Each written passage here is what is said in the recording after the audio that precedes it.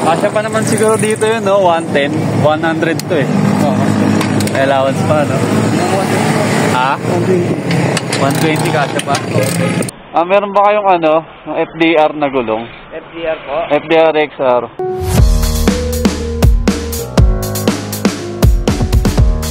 Alright, what is up mga Pops? Welcome ulit to Poppy Side Vlog. So it's been a while na hindi tayo nakapag-vlog. Kalipas ang mahigit isang linggo. So may dumaan na bagyo at medyo tinamaan tayo ng trangkaso. So 1 week din tayo hindi nakabiyahe. At ngayon balik kalsada na naman tayo. But anyway, ang activity natin for today is magpapalit tayo ng ating gulong. Dahil ang gulong natin sa likuran ay napudpud na rin. Nabura na yung kanyang thread or yung kanyang groove sa may bandang gitna. So kinakailangan na natin na magpalit ng gulong. Papalitan na rin natin yung nasa unahan. Bali sabay ko pala silang pinalitan last year August. So sakto isang taon lang nagamit yung ating gulong. Dahil gamit na gamit natin ang ating motor sa paglalalamove. So itong gamit ko pala na gulong is FDR XR. FDR yung brand. So last na nagpapalit ako ng gulong, nagpa-upsize tayo ng sukat. Bali itong nasa front natin is 9080 by 14. Then itong sa likuran naman natin is 100 by 80 by 14.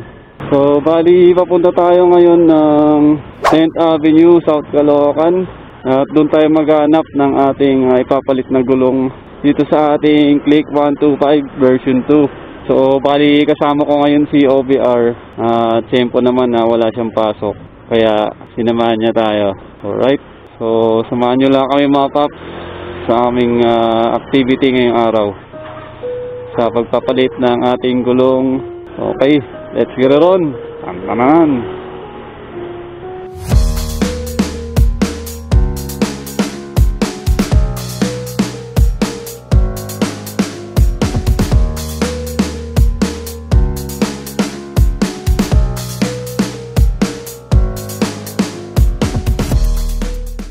Dito ata yun, no? Baka muna. Meron ba kayong ano, yung FDR na gulong? FDR po? FDR XR. FDR XR. Anong sukat, sir? 9080 tsaka 180. 14 na.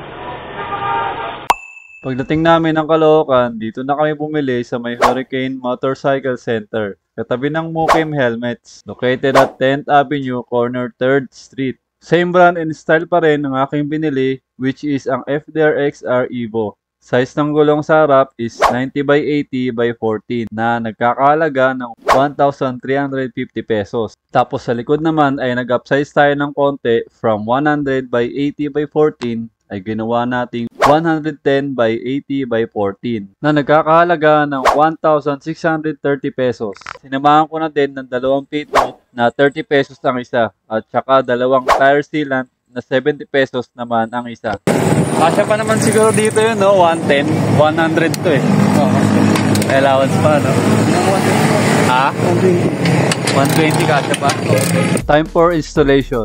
Along 10th Avenue, nakahanap kami ng shop na may machine for installation ng gulong natin na nagkakalaga ng 250 pesos, harap at likod na yon. Unang inalis ang likod na gulong, pinalitan ng pito, tsaka nilagay ang bagong gulong na FDR at nilagyan muna ng tire sealant tsaka hinang-hinan. Tapos binalik ang ating gulong at same process lang ginawa sa unahan natin na gulong.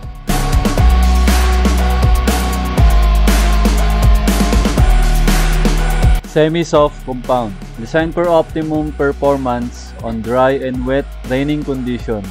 Personal feedback and experience ko sa paggamit ng FDR XR Evo ay goods naman siya sa isang taon ko na paggamit at pagbiyahe through lalamove. Mapainit or ulan pa man, ay wala naman ako naramdaman na dulas kahit sa mga bangkingan, lalo na sa mga long rides experience ko in the past 1 year. So dahil nasubukan ko na siya, ay masasabi ko na goods din talaga ang gulong na ito. Bali 20,000 km odo pala ang tinakbo ng gulong before ako nagpalit. Okay, at kung nagustuhan mo itong video na to, like, share, and subscribe na mga paps. Maraming salamat sa panonood. See you on my next one. Chill!